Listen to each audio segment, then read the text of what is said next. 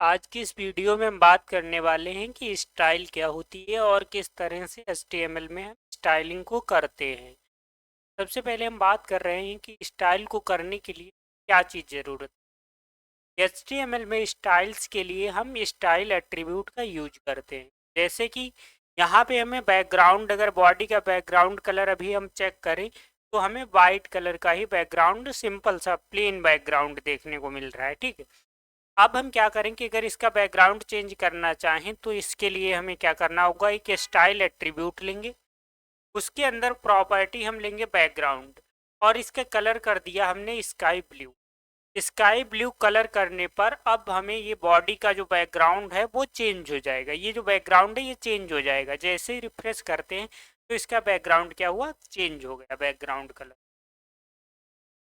इसी तरह से हम किसी भी टेक्स्ट या किसी भी चीज़ के फॉर्मेट को अप्लाई कर सकते हैं। जैसे कि यहाँ पे हमने सबसे पहले एक हेडिंग टैग लिया, स्टाइल्स इन HTML।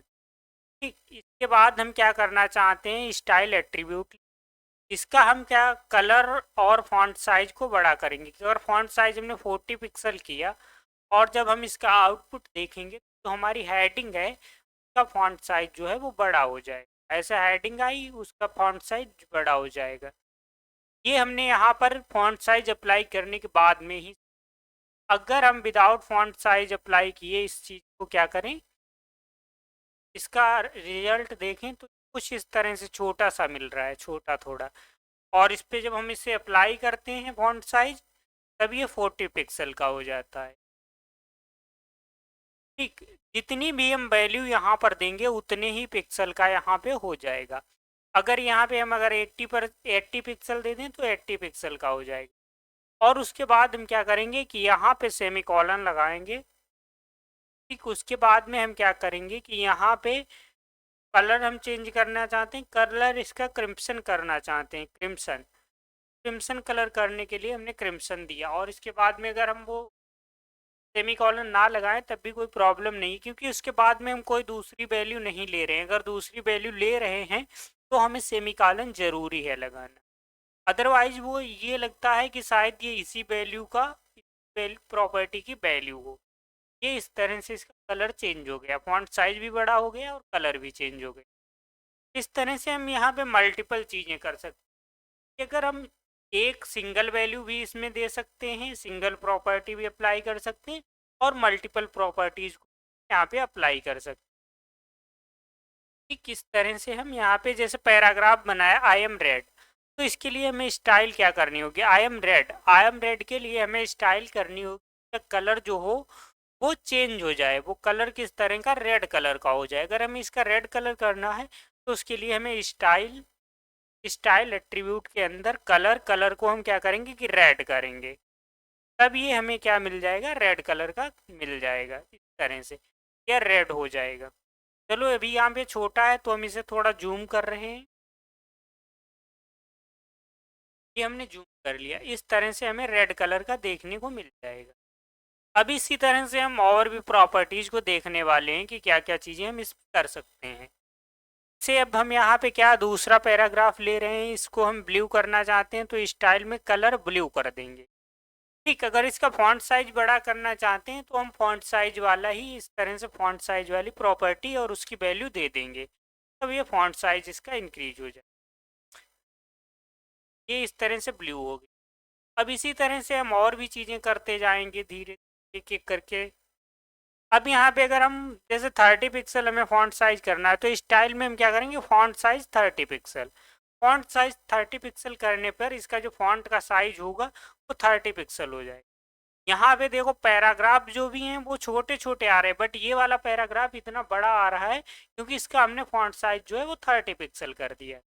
अब क्या हम इस पैराग्राफ का भी बैकग्राउंड दे सकते हैं।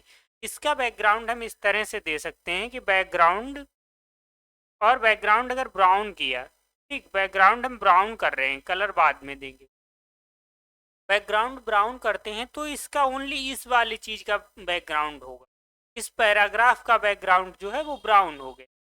अब इसका हम फॉन्ट साइज भी बड़ा, फॉन्ट साइज का जो है कलर भी चेंज करना चाहते हैं फॉन्ट का, तो उसके लिए कलर हम वाइट कर देंगे। कलर हम वाइट करते हैं तब यहाँ पे क्या होगा कि इसका जो कलर है वो चेंज हो जाएगा, वो वाइट कलर का हो जाएगा।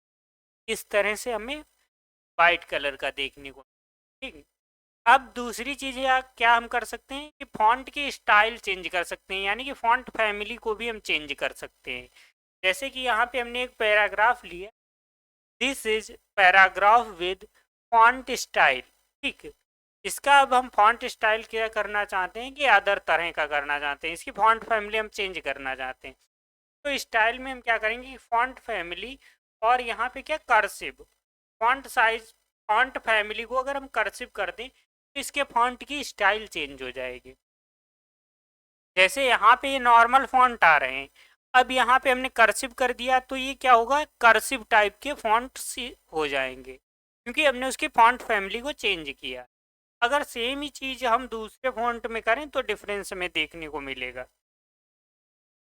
ठीक। ये हमने किया, पहले कॉपी कर लिया, तब ये हमें क्या मिलेगा, सेम मिलेगा, क्योंकि अभी यहाँ इसकी भी फॉन्ट फैमिली कर्सिव है, इसकी भी फॉन्ट फैमिली जो है वो कर्सिव है, तब इसका आउटपुट हमें सेम देखने को मिलेगा दोनों लाइनों का, ठीक। बट अगर एक की हम फॉन्ट फैमिली चेंज कर दें तो इसका हमें आउटपुट अलग मिलेगा। इसकी फॉन्ट फैमिली हम क्या कर रहे हैं कि वरदान, अगर वरदान कर रहे हैं तो क्या होगा कि इसमें फॉन्ट फैमिली चेंज हो जाएगी।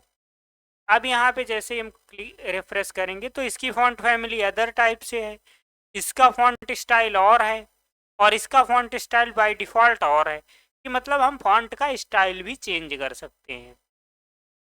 अब यहाँ पे हम क्या करते हैं कि जैसे फॉन्ट हैं इनको हम बाय डिफ़ॉल्ट या लेफ्ट साइड में अलाइन होते हैं। जब भी हम कोई पैराग्राफ बनाएं, जैसे पैराग्राफ बनाया हमने, यहाँ पे लिखा सेंटर्ड टेक्स्ट, बट अभी ये सेंटर में नहीं जाएगा। बाय डिफ़ॉल्ट क्या होता है कि लेफ्ट अलाइन होते हैं, लेफ्ट में ही अलाइन होते हैं सारे, ये यहाँ से लेफ्ट साइड में ही आ रहा है। अगर हमें इसे सेंटर में रखना है तो हम यहाँ पे क्या करेंगे कि टेक्स्ट अलाइन जो होगा, स्टाइल के अंदर हम क्या करेंगे कि टेक्स्ट अलाइन सेंटर, सेंटर करने पे क्या मिलेगा हमें कि जो टेक्स्ट है वो हमारा सेंटर में आ जाएगा। जैसे ही हम रिफ्रेश करेंगे ये टेक्स्ट यहाँ की वजह सेंटर में आ गया। इसी तरह से हम इसे राइट कर सकते हैं। राइट के लिए हमें क्या करना होगा, दोबारा से एक पैराग्राफ बनाया, राइट अलाइन टेक्स्ट, ठीक, राइट में अलाइन करना है, तो अभी तो ये लेफ्ट में होगा, बाय डिफ़ॉल्ट लेफ्ट में ही होता है, इसकी जो डिफ़ॉल्ट वैल्यू होती है वो लेफ्ट साइड में ही होती है। अब इसे अगर हम क्या करते हैं कि राइट में अलाइन करना है तो हम स्टाइल एट्रीब्यूट के अंदर हम क्या करेंगे, टेक्स्ट अलाइन राइट, इस तरह से क्या हो जाएगा, हमारा राइट में अलाइन हो जाएगा, ठीक। ये हमारा राइट में अलाइन हो गया। अगर हम यहाँ पे क्या करें कि यही चीज़ अगर हम टेक्स्ट अलाइन जो है इसको अगर बॉडी पे लगा दें, बॉडी टैग जो है हमारा वहाँ पे अप्लाई करें, तो हमें क्या देखने को मिलेगा कि सारी चीज़ें राइट से, अगर हमने यहाँ पे बॉडी में लगा दिया तो ये सारी चीज़ें क्या होंगी कि राइट साइड से स्टार्ट होंगी। ये देखो अब सब राइट साइड में अलाइन हो गए, सेंटर वाला तो सेंटर में रहेगा क्योंकि उस पर सेंटर अलाइन लगा हुआ है, ठीक। अगर अब हम इसे मान लो सेंटर वाले को हम लेफ्ट करना चाहते हैं तो जिस पे हम इस पे हमने कर दिया लेफ्ट, तो ये चीज़ हमें लेफ्ट में देखने को मिलेगी, बाकी सारी चीज़ें राइट में होंगी क्योंकि हमने राइट दिया है। तो ये चीज़ जैसे सेंटर वाली है, सेंटर वाली को हमने लेफ्ट में अलाइन करना चाहते हैं तो हमने वहाँ पे टेक्स्ट अलाइन लेफ्ट किया है तो ये लेफ्ट साइड में आ जाएगा, इस तरह से। क्योंकि जब हमने, अगर हम यहाँ पे कोई वैल्यू नहीं देते हैं तो बाय डिफ़ॉल्ट लेफ्ट होता है, बट हमने यहाँ पे राइट दे दिया है तो अब लेफ्ट हमें देना पड़ेगा। इसी तरह से अगर हम सेंटर दे दें, ठीक, यहाँ पे अगर हम सेंटर दे दें, बाय डिफ़ॉल्ट अगर हम सेंटर इसका बना रहे हैं कि टेक्स्ट लाइन जो है वो सेंटर में रहना चाहिए, तो ये क्या होगा कि सारे टेक्स्ट सेंटर में होंगे, बट जिसका अलाइनमेंट हम अदर साइड में करेंगे वो, जैसे इसका हमने अलाइनमेंट किस तरफ किया, लेफ्ट साइड में। यहाँ पे देखो जो सेंटर्ड टेक्स्ट लिखा है इसको हमने लेफ्ट साइड में किया, तो यहाँ पे हम लेफ्ट कर देते हैं, लेफ्ट टेक्स्ट,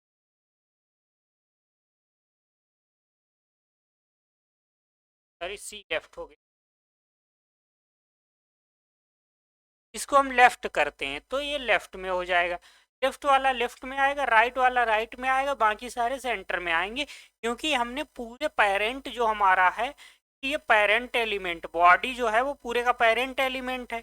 जब हमने पेरेंट एलिमेंट को ये चीज दे दी है कि इसका अलाइन सेंटर हो, तो ये सभी चीजों पे जिसके जितने भी इसके चाइल्ड एलिमेंट होंगे, जैसे कि ये एक हमारा पेरेंट एलिमेंट, ठीक, ये हमारा पेरेंट एलिमेंट है।